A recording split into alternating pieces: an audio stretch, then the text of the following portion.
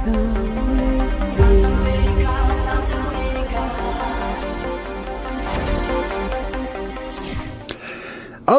and welcome to today's episode where we're going to be talking about the spaghetti god, and we're going to prove or offer many different proofs for Pastafarianism. And I'm actually going to talk about and specifically go into this guy, which is the spaghetti god or the flying spaghetti monster. And I know it sounds ridiculous, and I think that's how it's supposed to look at first, but by the end of this video we'll have looked at archaeological evidence, historic evidence, images, paintings, pictures. We'll do some comparative mythology with movies, nursery rhymes and stuff, and we'll ask ourselves as we take a second look at the flying spaghetti monster, whether or not there's any truth to this fictitious god or religion or character or whatever it may be. And we're going to talk all about the Pastafarians, including why they wear these things. As soon as we come right back, check out this ad for my book. If you're interested in subjects like this and more, then go to my website, JayDreamerZ.com. In a time when an ancient cataclysm is about to return, one book holds the key to unlocking the biggest secret in all of history. JayDreamerZ presents Ancient Oblivion, the Plasma Apocalypse. Study it, and you'll discover the very real details behind the reoccurring event that resets civilizations and reshapes the entire world.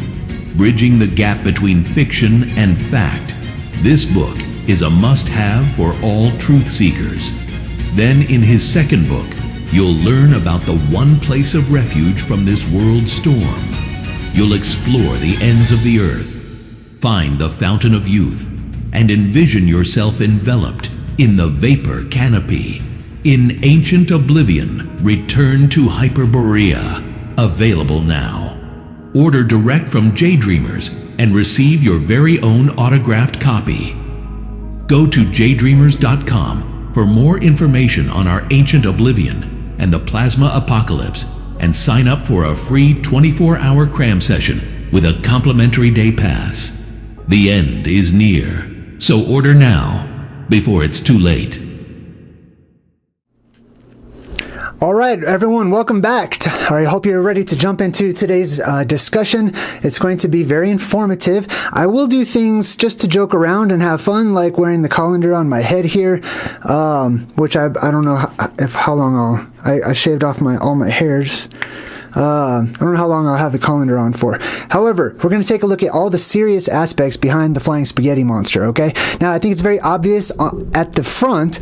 Many people are aware that there's a religion, an actual observed religion, just like Christianity or Judaism or any of the popular religions. The Church of the Flying Spaghetti Monster is real, and there are adherents known as Pastafarians. And for example, because it's their religious right to do so, they get to wear a colander or a strainer on their head whenever they take their driver's license pictures and stuff like that. So that's one aspect of things. Whether or not it's a spoof religion or if it's real to individuals, I'm going to set that aside for a moment, and I'm going to discuss the reality behind it. Okay, regardless of whether or not those people think that it's real or individuals believe in the spaghetti god or whatnot, I'm going to offer proof. Like actual real evidence and proof for something that is this. Now, on my channel, I talk about cartoonification all the time, right? The cartoonification of ancient history, the cartoonification of ancient gods, deities, anomalies, and whatnot, and this is no exception. This is a cartoonification of a real entity that does exist. So, the flying spaghetti monster is supposed to sound ridiculous. It's supposed to sound something that's made up. And people said that, actually, many times when trying to, bring to the forefront the idea that other religions and making special exceptions for them and stuff is as ridiculous as believing in the flying spaghetti monster. That's sort of how much of this kind of began. But if you watch my channel, we break down the truth in the movies. We decode movies, music, lyrics, music videos, and all these things.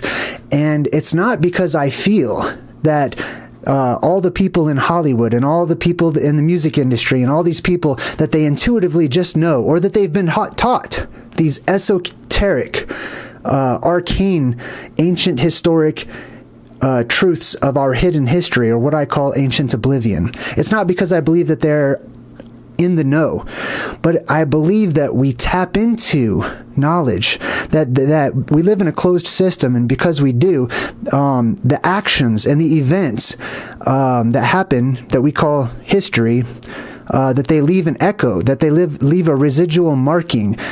Essentially, they're recorded by the earth herself, and by all the energy that is stored inside of the earth. So, with that being said, I believe people intuitively tap into ancient truths, arcane truths, mysteries, and deep and profound insights through things like meditation, or opening up the right side of their brain, or dream time, and things of that nature. And I feel like this especially comes out when people are being creative. So it's no surprise to me that whenever the flying spaghetti monster was sort of created and people started to add to the images and the pictures and the stories and the rules and the codes of conducts, or whatever it may be, that the truth started to ease out. Right? As it always does. The truth started to come about. Now, if you take a look at these different pictures of the actual flying spaghetti monster, traditionally, it's depicted sort of as a glob, right? A little mess, a little mound of spaghetti that has two meatballs on either side. And then it's got these little sort of octopus, snail-looking eyeballs, or whatever those are, probably snail eyeballs, and it's their god of the Pastafarians, okay? And this is supposed to be like Yahweh, or one of those main gods, a sky god, basically. It's flying. So it's a sky god. There are many different ones, and we're going to compare this one to some other ones too. But this is your traditional concept of the spaghetti monster. Now, I believe that all of these elements that we're seeing, specifically the noodles, right? The noodly appendages, as they call them, the meatballs, and the eyeballs as well, actually are described in similar manner to like some of the older books of the Bible when the prophets met the angels, where they had eyes all over and stuff. So it's not too far-fetched, biblically speaking, when people compare these to actual angelic beings in the skies, and how the angels used to be described as, right? So, like I said, keep in mind, this is a cartoonification of a real event that actually happened, and people saw what could be interpreted over time in the telephone game of, passing on information as spaghetti in the sky, right? So these are some different examples. I made some of these myself, just sort of trying to animate some of these spaghetti monster images. But many people have actually compared the spaghetti monster to Cthulhu. And I think I actually have a picture of that here for you in a bit. We're going to take a look at all of these pictures just so you can get an idea, right? It's supposed to just be mockery, because people are like, well, this is so ridiculous of a concept. How could anyone believe it? It's clearly just mocking Christianity, or it's clearly mocking all of the religions or whatnot. Or is it impossible to mock them because every single one of them contain truth? That they contain elements that have passed on, that have just turned into cartoonifications or embellishments or whatnot. This one's interesting to me because they kind of made the spaghetti look like a grasshopper face or something. You see that? Sort of like an alien grasshopper face. And then there's reptilian connections and stuff too, but I just wanted to share these with you, just so you can sort of get an idea. This one says, in the beginning was the Word, and the Word was Arg. Now, Arg, I'm going to be serious for a moment. Arg is a pirate word. We've broken down the word Arg many times here on my channel. Specifically, the one time I remember is whenever we were decoding Monty Python's Search for the Holy Grail, and they were trying to decode that ancient Phoenician that they found within that cave that the rabbit was in. And he says, the castle of Arg. The word Arg, if you go all the way back, means light, or something that's shining, basically, right? So in the beginning was the Word, and the Word was light, is what this really would say if it wasn't making fun of it so much. Now, here's the Cthulhu comparison. You may have seen this online. And it says we met online, right? And it's a joke, because these two ridiculous concepts of Cthulhu, the old one, the ancient one, the sleeping god of the waters, or the waters above, and the flying spaghetti monster. Two concepts that are just so far-fetched and so out there that they don't even belong within the confines of mainstream religion, which in and of itself, across the world, has some pretty wild beliefs, right? So we met online. Now, this is an interesting comparison because these are the exact two same things. The actual real event and the real things that people saw in the sky a long time ago during an apocalyptic event that happens over and over again, was these two became cartoonifications of that event. So what do I mean? Let's take a closer look. So Cthulhu is depicted basically as a tentacle face. Sometimes he's got many eyeballs.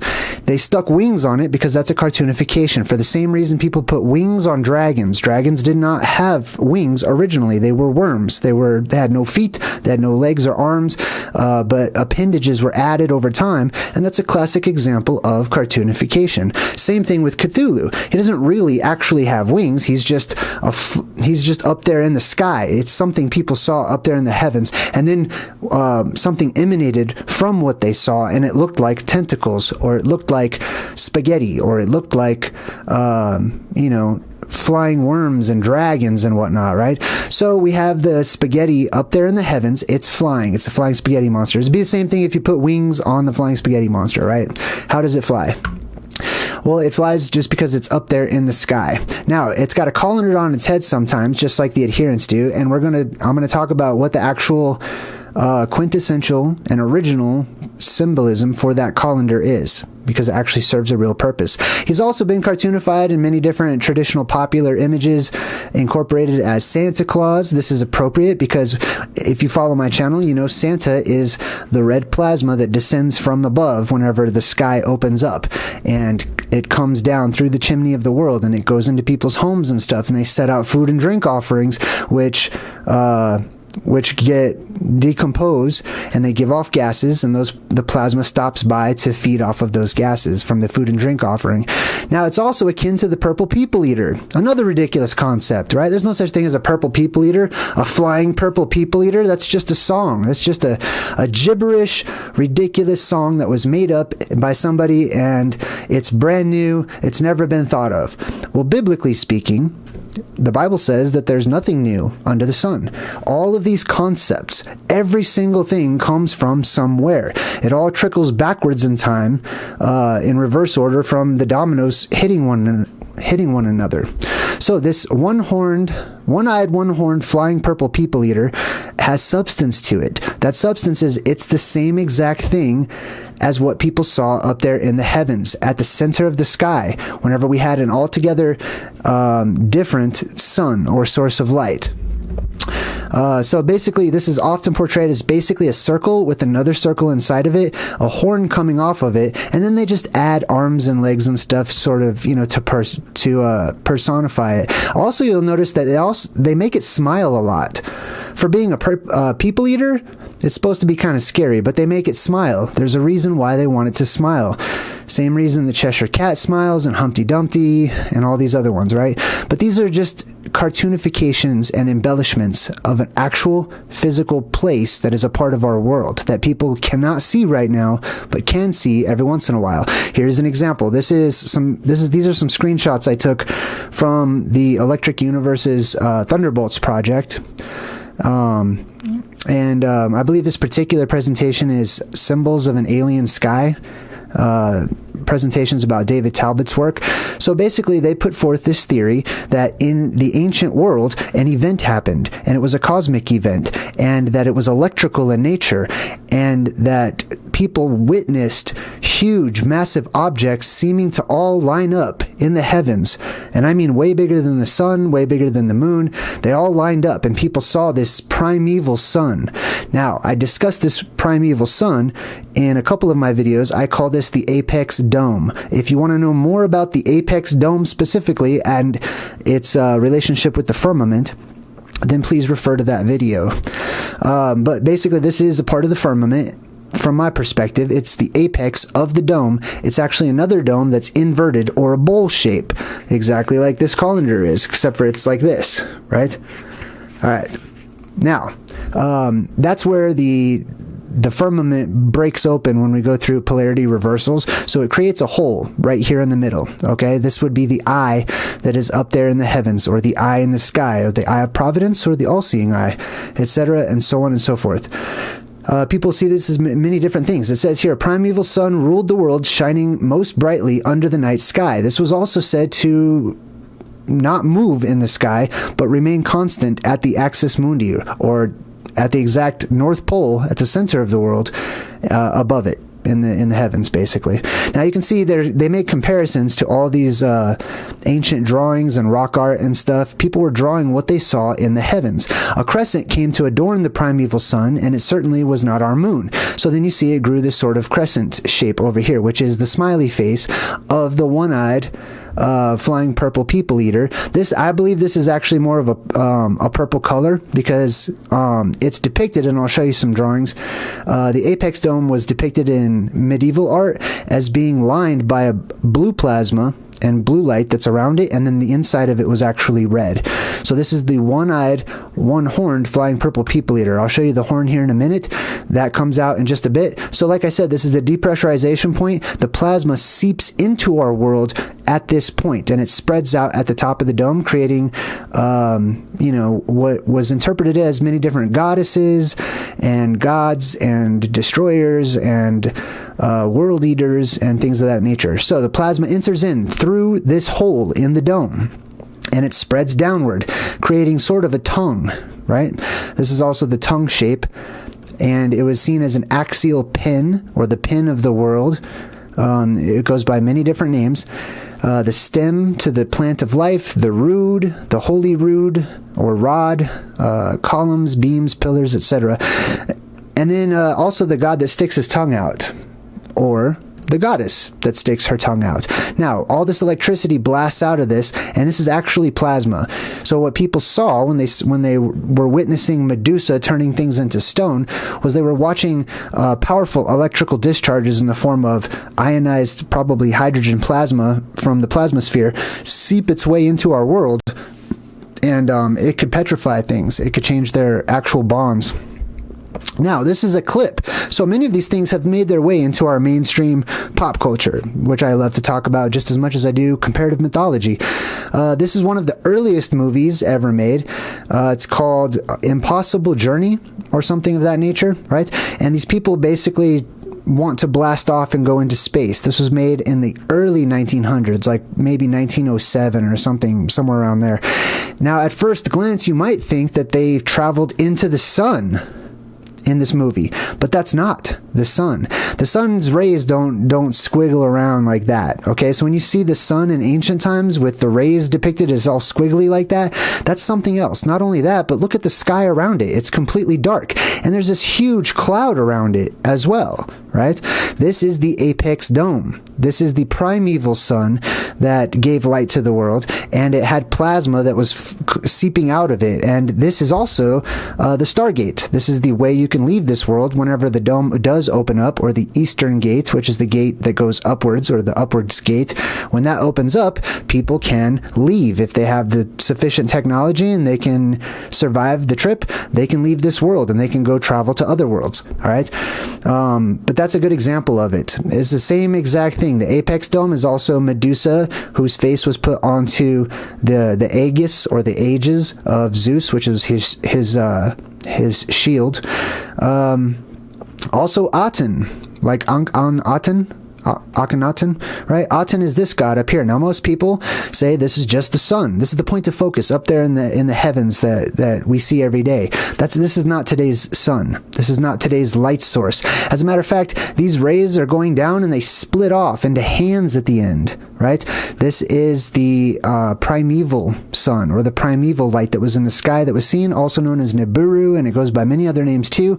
And plasma came down out of that. And that plasma, when it was not as powerful as, the types of plasma that could petrify things, that plasma gave life to things. And it had many effects here in our world. In Hinduism, it says, in his rage, the Hindu god Shiva tore a lock of his hair. He tore a lock of his hair, and from that lock of hair arose his own dark aspect. Now, that the noodles of the spaghetti god, okay? The noodles of the plasma that come through the inverted dome, and they strain through the firmament itself, and the stars fall to the earth. Those noodles come down. Whenever the electromagnetic barrier goes back up after the polarity reversal, that magnetism cuts off the plasma. It can no longer just flow freely into this world, and that is seen as the hair of some sky god being chopped off. Okay, and this is why barbers have the barber pole and a lot of barber god symbolism and stuff. So the same thing is happening here within Hinduism. So Shiva, which is the destroyer, which is the god of the apex dome, which is the plasma that's just outside of the firmament, the sleeping god, the meditating god. Shiva cuts a lock of his own hair, and out of that lock arose his dark aspect. Now, a dark aspect is related to those spaghetti noodles. Sorry. There's two main forces in this world, I've come to find. There are good energy, which comes from the earth, and not so good energy, which descends from the heavens, okay? That's just how I see it so far, okay? But anyways, Shiva cuts off a lock of his own hair, and then this monster comes about from Shiva's hair. This is a picture of the monster. Not this guy. But take a look up above him. It's the spaghetti monster, basically, right? Meatball, spaghetti strands. You see that right there? Right? It says the life of the legendary king Nissus resided in a tuft of hair. His death resulted when Aphrodite, Comateo, removed the strands of life. These strands of life are plasma, okay? And they're depicted in pop culture, in video games, in movies, many different places. But it's basically a filament, okay? Plasma acts as a filament. It acts as like a rope, and it twists as it moves about, okay? And it's ionized gas as well. This plasma descends from the heavens like the hand of God reaching in through the firmament, which is also depicted in medieval artwork. And that plasma rushes in, and it will be attracted to electromagnetic forces. You are an electromagnetic force. So dependent upon your energy signature that you put out, the Valkyries of the heavens will choose to come near to you and therefore electrocute you or have some other effect on you, or stay away from you, right? Positive and negative forces. This is a clip from the series Loki, the Marvel Loki, where they open up basically Zeus's shield, right? They open up, this is symbolically speaking the apex dome opening. This guy runs through it, and then he's changed into spaghetti. He's reverted back to the essential elements of life, which is plasma. You see it again. Here's Loki himself being attacked by the spaghetti monster.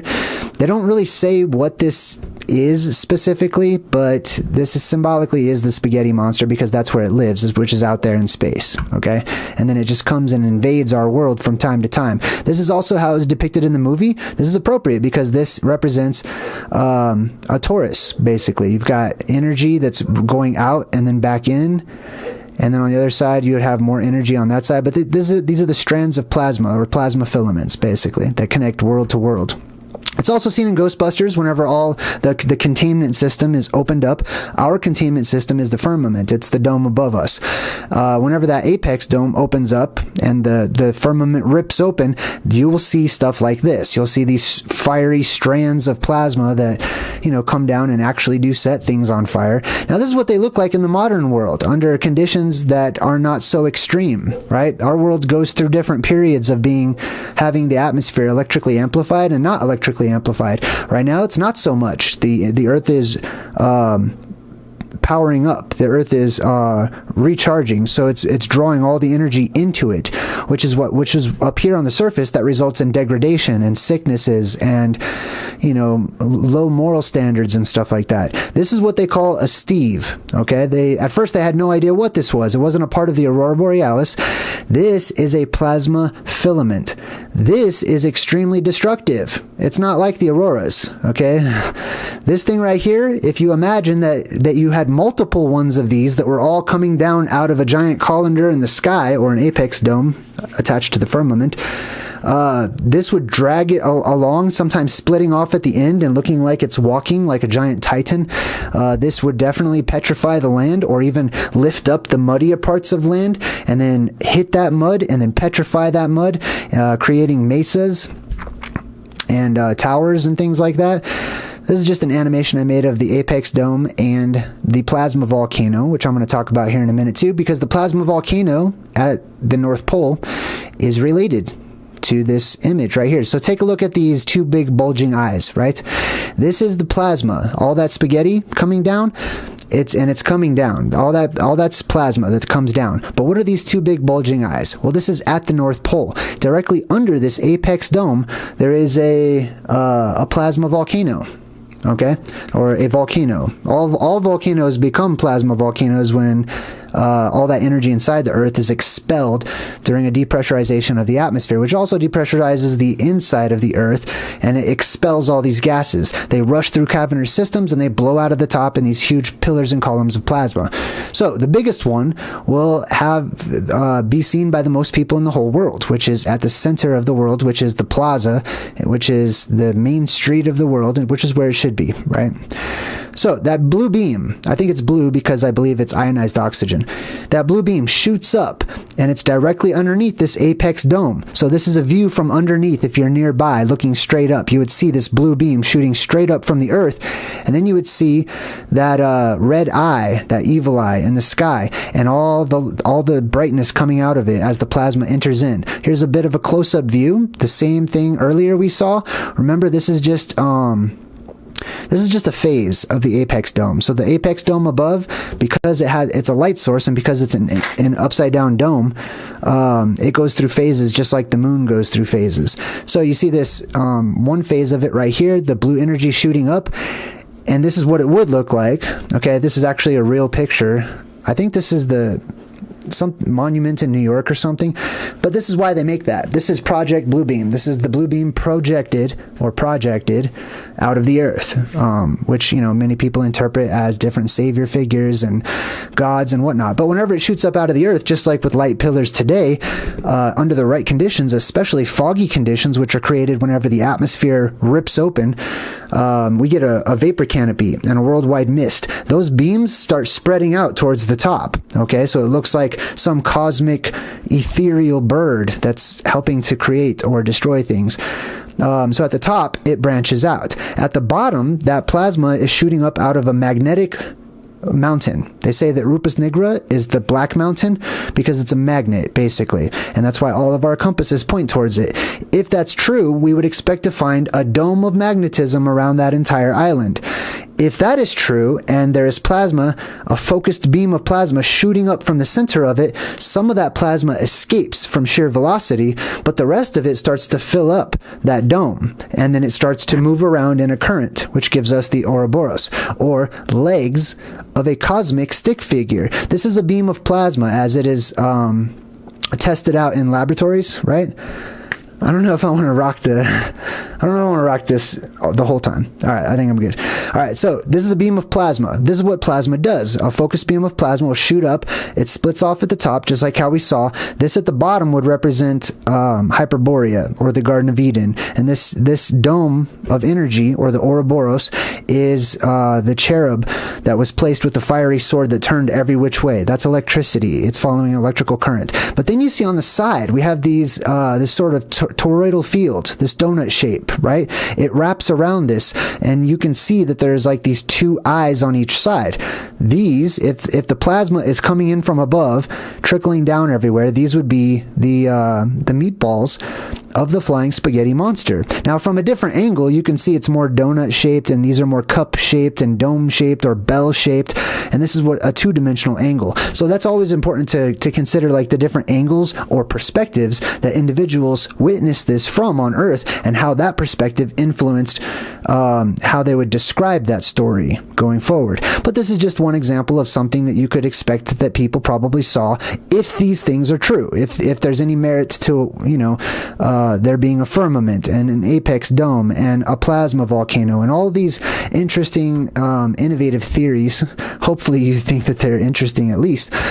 This gives us like the stick figure man that's seen all across the world, from cave paintings to rock carvings and stuff. The Kanaga symbol, the Dogon, are the ones that actually wear this symbol on their head. Just huge stick figure person on the top of their head, and they call this the Kanaga. At least in Phoenician and ancient Hebrew, I know that the letter K means like, as, or according to. It's a prefix. So if it's something similar to that language, Kanaga would imply serpentine-like, because Naga implies serpentine. All right, the eyes. So these are the eyes, right? These are the meatballs of the spaghetti monster. So on the left here we have plasma experiments done in a laboratory, and this is the field that it makes. So this is that donut-shaped toroidal field in the middle, and this is what it looks like in the laboratory, right? So we've got the owl face. Basically, you would have a beam of light that shoots up through the center of this, and you can see in the middle they have Atlas. Right, that's the Atlas image. That's the stick figure right there. But you have a beam of light shooting up all the way to the top. And then if you could see the reverberations or the plasma making these shapes in the sky, you would see all kinds of different images. A giant owl's face. If you think it's a spaghetti monster, you would see two giant meatballs or something. Now, here's actual images. This has happened many times. This wasn't just, 10,000 years ago in the Younger Dryas or, anything like that. This is a cyclical event. The sky opens from time to time. We go through these different polarity shifts. Some are stronger than others. The depressurization can be much stronger if it's been a long time since the last one. It can be much weaker if it's been very recent, relatively speaking. So we have this event happen many times. One of those times was to kick off the Dark Ages. What actually caused the Dark Ages? This event caused the Dark Ages. Okay, in my opinion, I'm convinced so far. Anyways, up here we have many different drawings of this. Not just the apex dome, which I've pointed out and talked about, which is usually surrounded in some sort of mist or fog, but the plasma snakes. This is the colander up here. Okay, this is a Renaissance drawing. This is the colander. This is the actual thing people saw and witnessed, and they drew it. And these are the plasma snakes, or this is the spaghetti that is being strained or seeping through that colander, right? Which is really just a part of the firmament. This is why the stars fall to the earth. This thing up here, I believe, is likely what causes the stars. They're little projections from parts of that inverted dome up there that have inconsistencies, like little craters or domes or whatever. So it projects stars into the atmosphere. Whenever this blows out and all these little holes blow out and all that plasma comes on in, then it will look like the stars are falling in pink lines, just like from Stephen King's Under the Dome, right? That's the same exact thing. Those stars falling in pink lines, that's the spaghetti monster.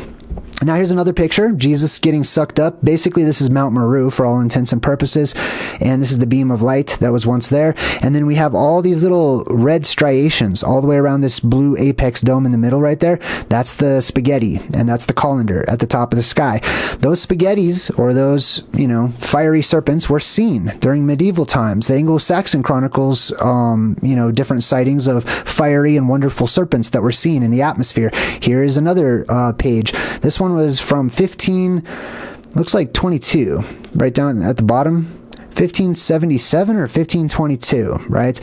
So this is definitely around those times. This is an electrically amplified atmosphere. This is when the spaghetti monster ruled the world, when all that spaghetti or those dragons or those skyworms and whatnot were just slithering around. This is why people had to protect themselves against these things by wearing lightning rod fashion, like they did in the 1700s in France, or putting spikes on their military helmets, and the knights dressing up in, basically a Faraday cage, right? This had nothing to do with war or humanity. It had to do with humanity protecting itself from the elements that existed at the time. Here's another example of the apex dome, aka the colander, the one-eyed purple people eater up there, and then all the spaghetti strands that are seeping through it, right? This is an event that actually took place, and it has survived the test of time and ridden the waves of our collective subconscious this entire time, making its way out, seeping through our minds just like spaghetti through the colander, whenever we're allowed to use our creative minds, whenever we tap into these things. Now, this is not creativity. This is actual historic record that the fires fell from the heavens, right? And they'll draw it as fire too. Fire is plasma too, just so you know. Here's another example too of the apex dome up there at the top and all the little noodles coming right out of it, right?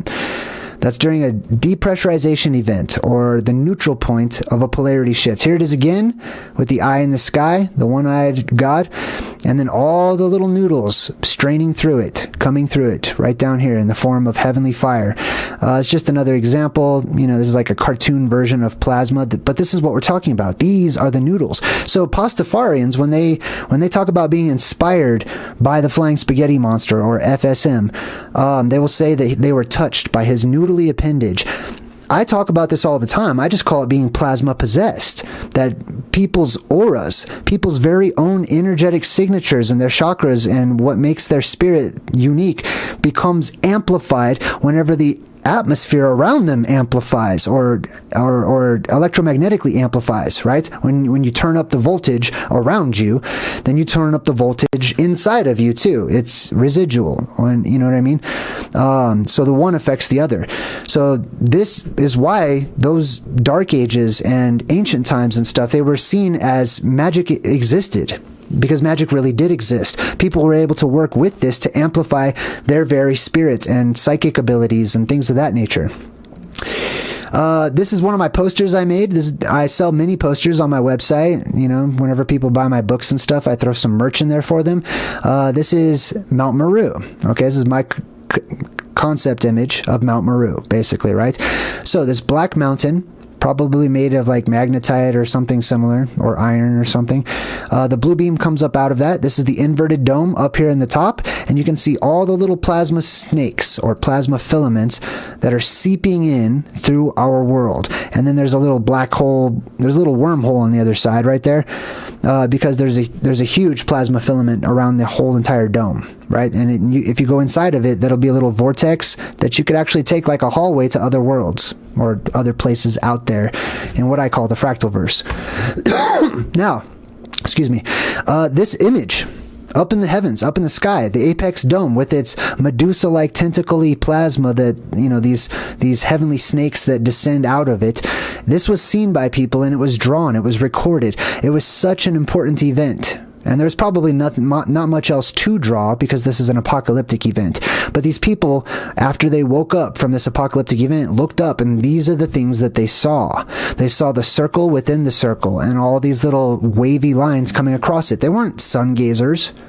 They weren't staring at the sun, and so they decided, oh, it's pretty. I'm going to go draw that after I can see again. You know what I mean? No, this was a dark light. This is a black sun. This is a dark sun. This is a dark light up there in the heavens. It's not like this point of focus that we have now, okay? And it emitted a red light. Now, this is just an example, okay? This is all just a little model, totally not to scale, probably not even, 80% correct, but just to give you an idea. This is an ancient concept of our world with the actual firmament over it. I believe that firmament is created by gases that freeze when they get high enough up there above us, and they conform to the magnetic field over this world, which is dome-shaped for the most part. Now, in the middle, because the middle part blows out, that dome shape changes, and the next time it freezes over, it creates this inverted dome up here in the heavens, or Humpty Dumpty sitting on the ice wall.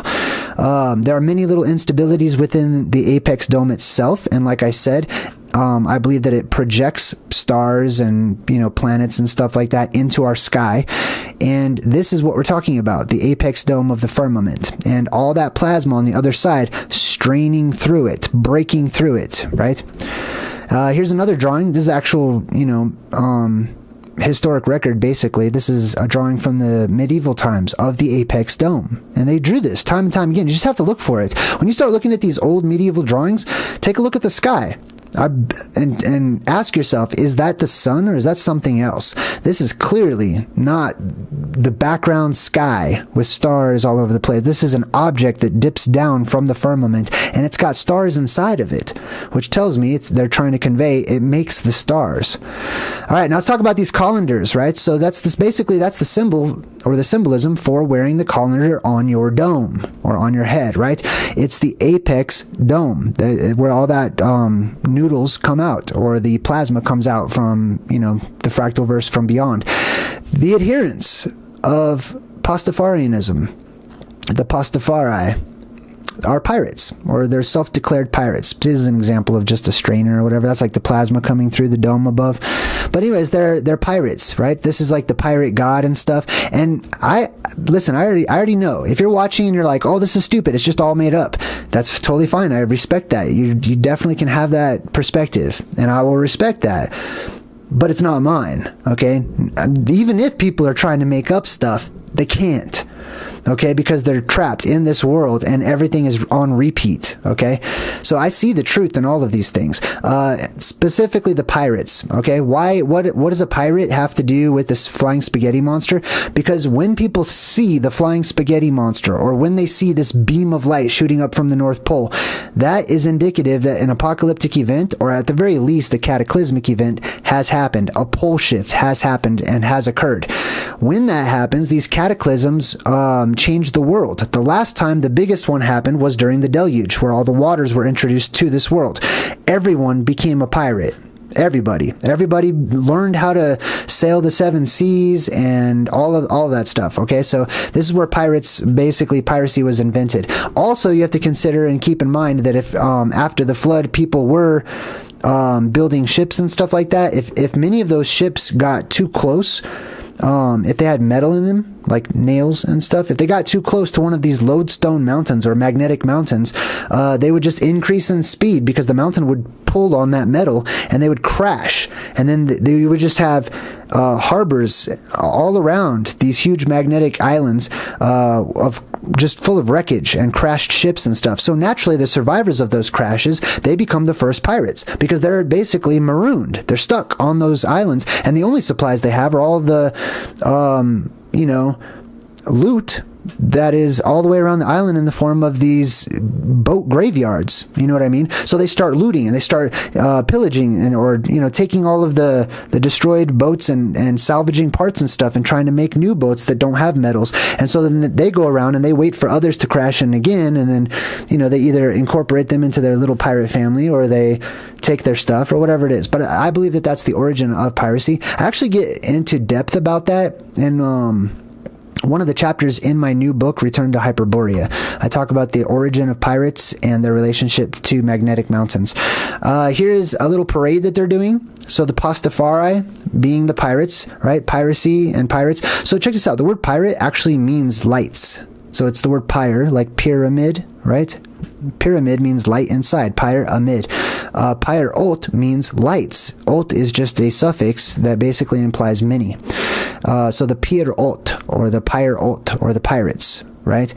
They were the people from the lights, or people from those beams, or those places of power, as I call them, those beams of light that shot up out of the earth. Because there's not just one. It's not just Mount Meru. There's many of those all around the world, in lesser forms. Mount Meru is paradise. Mount Meru is the Garden of Eden, and the island around it is Hyperborea.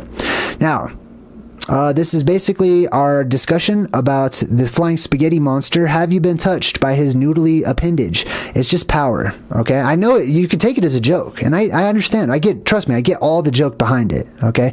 I get all of the satire, I understand it, but there's multiple levels to these things. The deepest level is the one that I'm trying to share now, sort of glancing over all of the jokes behind it and having fun at the same time, but also I'm 100% serious. Okay, I like this idea. I like this religion just as much as I do Christianity and Islam and Hinduism and all of the other ones. Okay, I like it because I can still pull, personally, the truths out of it. I can still see the truths in it. And for me, this is confirmation that there is a collective subconscious that we all share the world across. And if we all start thinking about something similar or focusing together at the same time, as did these people, then our truths, or our little breadcrumbs that fell to us, or our puzzle pieces, increase, that they get stronger, because we're really honing in together on these ancient facts, as I see it. And I believe that's the presentation for today. I hope you guys liked that little commercial for my website. I've been trying to get that put together for quite some time.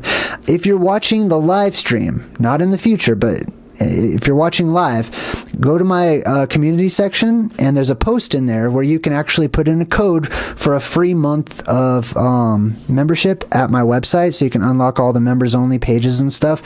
And there's also 24-hour free cram session too. So if you're interested in these topics, especially plasma, being cosmic plasma from above, the terrestrial plasma beams that shoot up from the earth, I highly recommend checking out my book, Ancient Oblivion, The Plasma Apocalypse, first.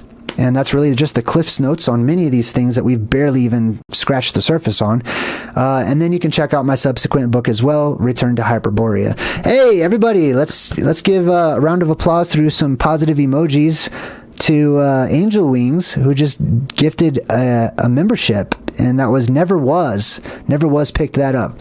All right, cool. Well, thanks for joining me this time. Until next time, I'm JayDreamerZ saying good vibes and goodbye.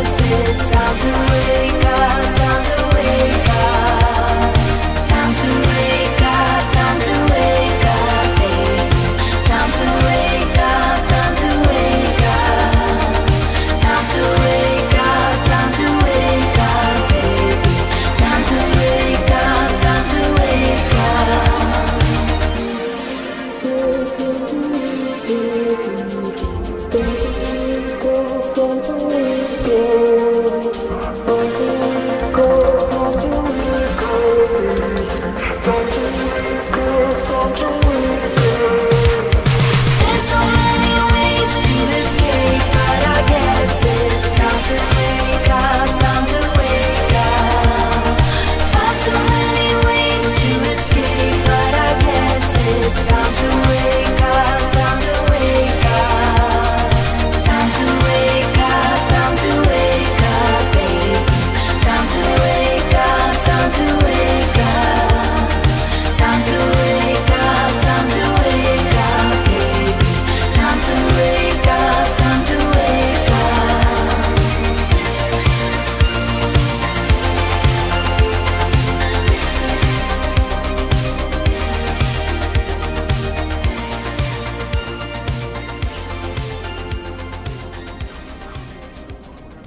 Cool.